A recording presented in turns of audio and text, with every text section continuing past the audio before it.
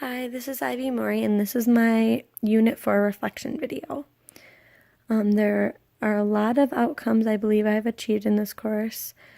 Actually, I think I've achieved all of them, but 4 of them that I think I have really shown how I've achieved are to use a variety of strategies to solve problems. Number 2, use technology to communicate in an online learning environment. Number 3, organize information to show understanding and help solve problems. And number 4, communicate solutions to problems. So I came up with several examples for each one of these. A couple of the examples are used on multiple, just because there's a lot of questions that applied to more than one of these. So first is use a variety of strategies to solve problems. So the first example I have is when I did the switching jackals and coyote problem. And I actually posted a video for this one. So this problem applies to the learning outcome of use a variety of strategies to solve problems, and it applies to the use technology to communicate in an online learning environment, and it also applies to communicate solutions to problems.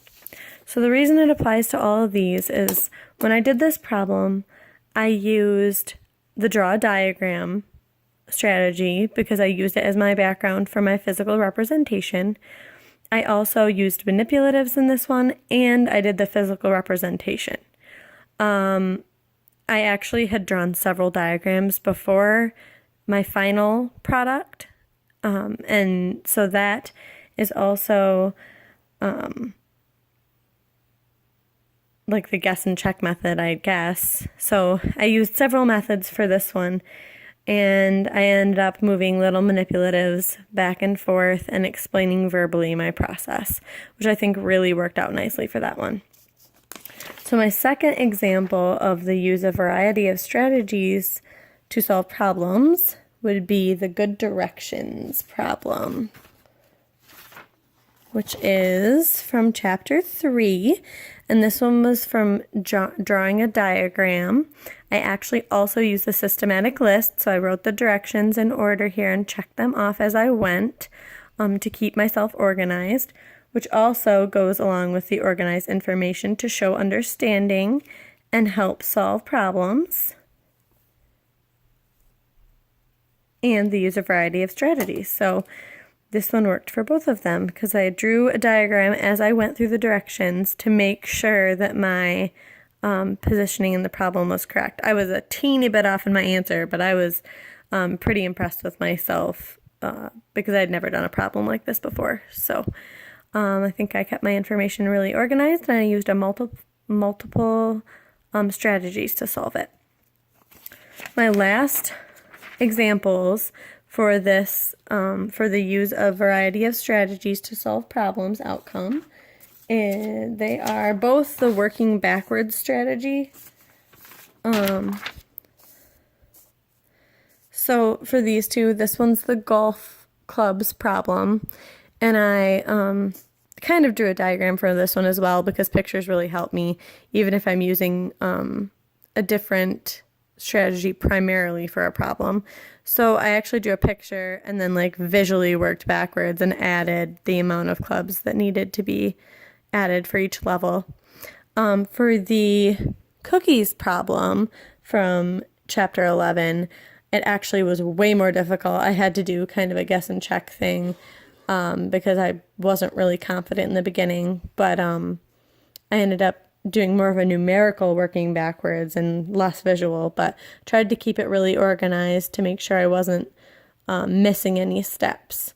So this problem is a really good example of the organized information to show understanding and help solve problems outcome, and a good example for the use a variety of strategies to solve problems outcome. So sorry, this is kind of bouncing back and forth. I just thought a lot of them applied to these. I'll go over it again at the end.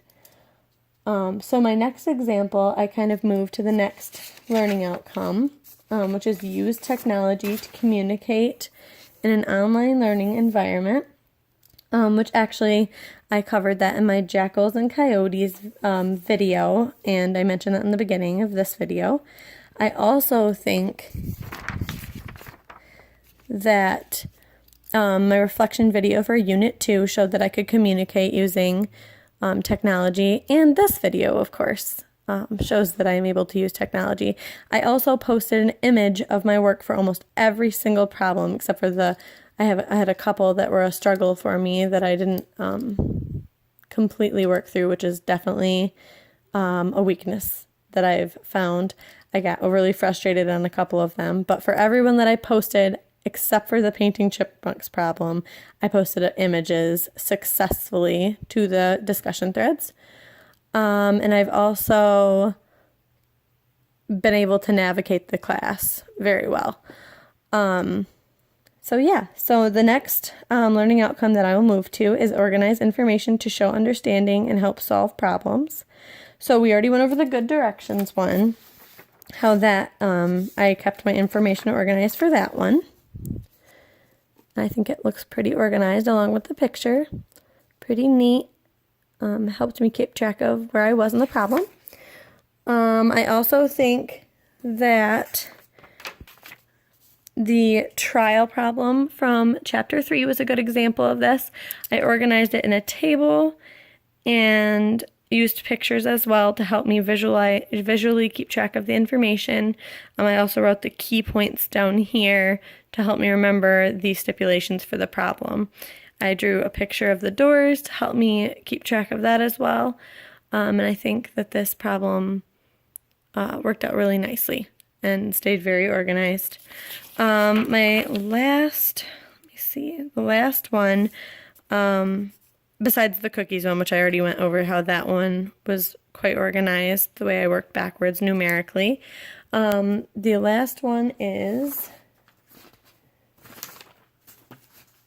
the beach ball problem. And what I did with this one is, and I did this one in my Unit 2 reflection video, and the picture was a little more easy to see, but I actually organized this one visually and then organized the numbers in the problem under each color. So I thought that kept that pretty organized and neat to make sure that I was able to solve the problem correctly. Okay, so the last learning outcome, which I've already covered a couple of them, but communicate solutions to problems. So I think that I communicated very well with, with the who is snoozing problem. So I actually didn't even have to do an initial post for this one, but I did reply to an initial post, and I'm going to show you on my computer because I think that's the best way to do it. So one of my classmates had posted their answer for this problem, and I thought that this problem was actually a teeny bit tricky. So I decided to do my best to help her understand why I got a different answer and why, what might have happened in her solution process that led to a little bit of an incorrect answer. But I could tell she really tried, so I didn't want to come across as disrespectful or condescending or anything like that, of course.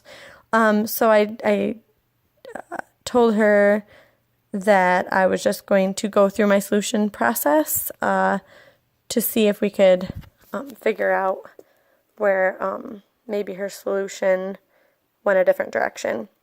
So to do this, I went through step by step and showed each reason why I had ruled one person out and why.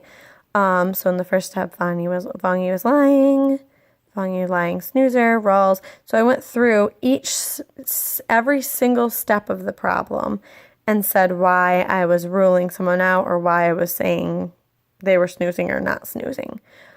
So I did tell her, I was like, I thought your thought process and reasoning were great, but I think the spot where her solution took a different turn was when she thought Rawls was a liar, and it led to other assumptions. So I definitely see how that could have happened.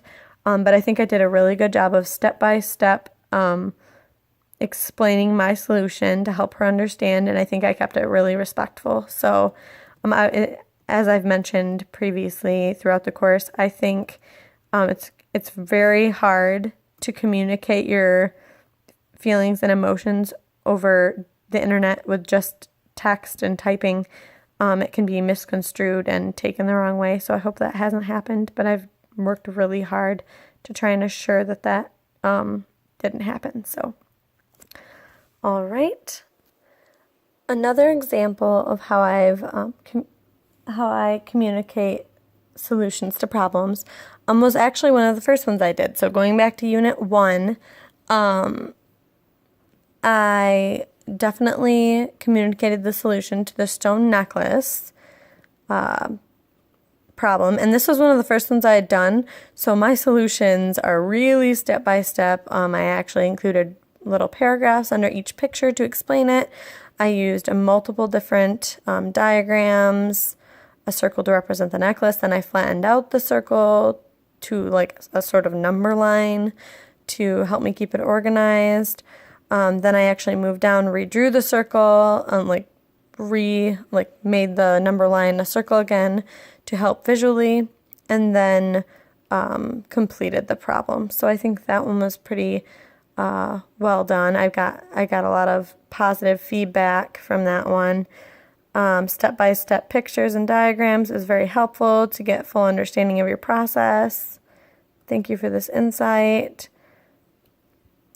Oh, that's just me replying to her. So yeah, I've gotten some positive feedback on my step-by-step solutions and diagrams, and I think that has worked out nicely.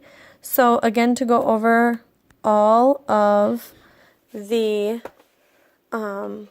learning outcomes I have covered. So use a variety of strategies to solve problems. That one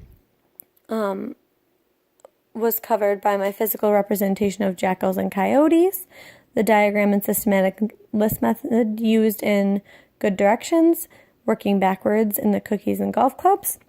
The use technology to communicate in an online learning environment was shown in my jackals and coyotes video, reflection for Unit 2 video, this video, and all of my images that I've posted. The organized information to show understanding and help solve problems, that's shown in my Good Directions solution, and the beach ball problem, the trial problem, and the cookies problem.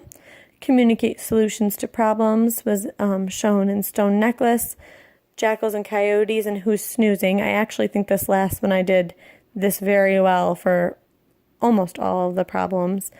I tried to go step by step and make it very simple for people to understand. So I hope this video communicated how I've met these learning outcomes. Thank you.